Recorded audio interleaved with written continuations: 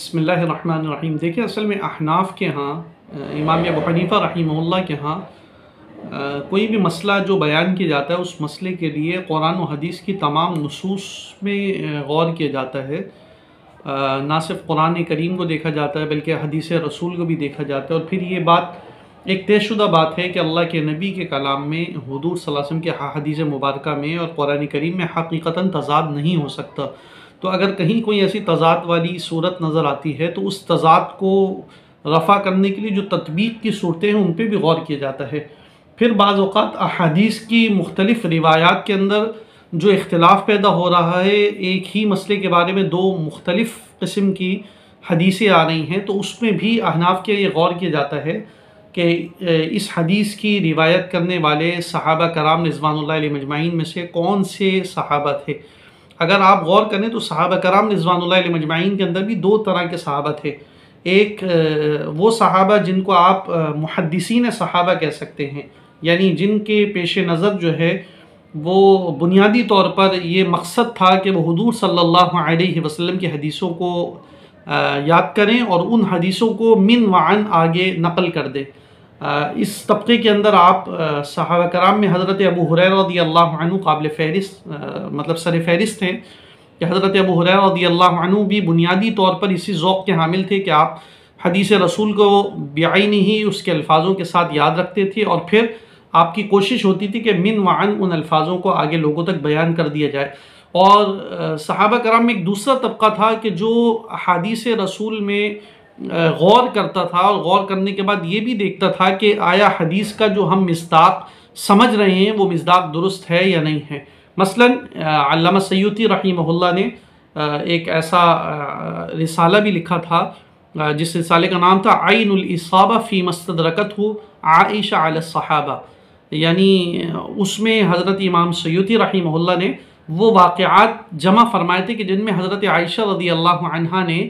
صحابہ کرام پر استدراک کیا، ان پر گرفت کی، اور ان میں ایک واقعہ مسروق رحمہ اللہ سے مروی ہے کہ وہ حضرت ابو ہریرہ رضی اللہ عنہ کے پاس گئے تھے اور وہاں حضرت ابو ہریرہ رضی اللہ عنہ سے وہ حدیث سنی جو حدیث حضرت ابو ہریرہ نقل کرتے ہیں کہ ان المیت لیعذب ببکاء اہلہ علیہ، کہ میت کو اس کے گھر والوں کے رونے کی وجہ سے عذاب دیا جاتا ہے۔ تو حضرت مسروق نے یہ روایت حضرت ابو ہریرہ رضی اللہ عنہ سے سنی، تو انہوں نے حضرت عائشہ رضی اللہ عنہا سے آ کر اس کا تذکرہ کیا ہے۔ تو حضرت عائشہ رضی اللہ عنہا نے فرمایا کہ اس معاملے میں ابو ہریرہ رضی اللہ عنہ سے غلطی ہوئی، اور اتنے میں حضرت ابو ہریرہ بھی تشریف لے آئے۔ علامہ سیوطی کے اس نقل کردہ واقعے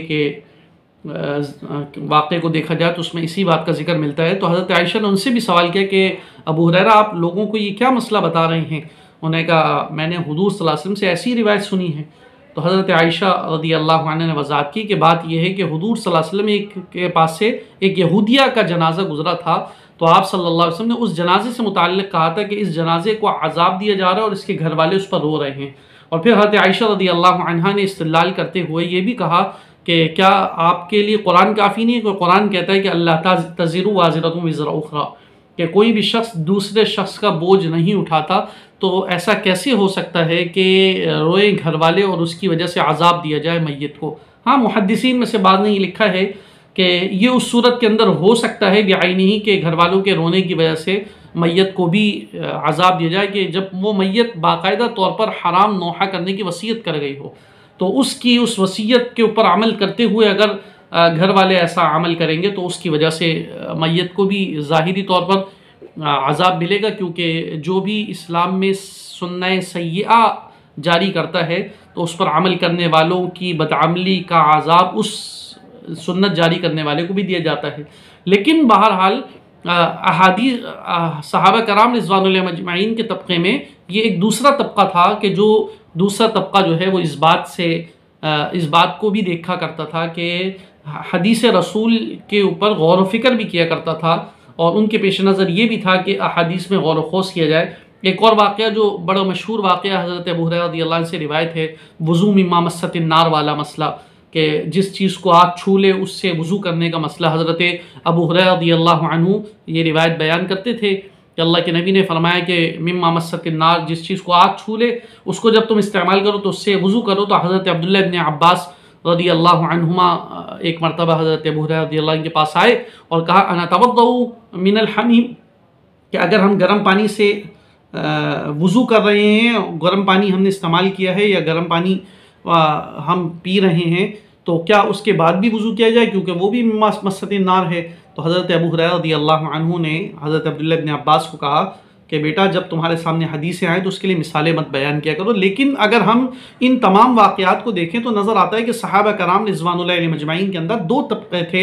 ایک طبقہ تھا کہ جن کے پیش نظر، اور وہ بہت بڑا عمل ہے ان کا بھی اور بہت بڑا کردار ہے پوری امت مسلمہ کے علمی سرمایے کو منتقل کرنے میں، اور وہ طبقے کے اندر مختلف صحابہ کے اندر سر فہرست حضرت ابو ہریرہ رضی اللہ عنہ ہیں، جنہوں نے حدیثوں کو محفوظ رکھنے کا بڑا اہتمام کیا، الفاظ میں کم و بیشی سے حفاظت کی، بڑی جد و جہد کی. اور پھر اس سلسلے کا تسلسل آگے محدثین کی جماعت ہے جو اس امت کے اندر موجود ہے، جن کے پیش نظر مختلف شیوخ سے علم حدیث حاصل کرنا اور پھر آگے لوگوں تک نقل کر دینا. اور دوسرا طبقہ صحابہ کرام رضوان اللہ علیہم اجمعین کے اندر وہ تھا کہ جو احادیث میں غور و خوض کر کے اخذ و استنباط بھی کیا کرتے تھے، اور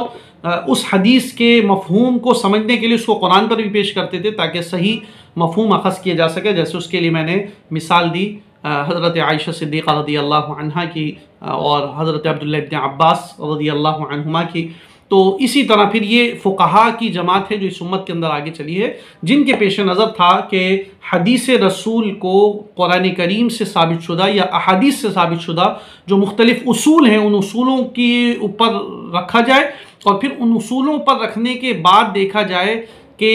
آیا حدیث کا صحیح مطلب اور مفہوم کیا ہے. تو احناف کے ہاں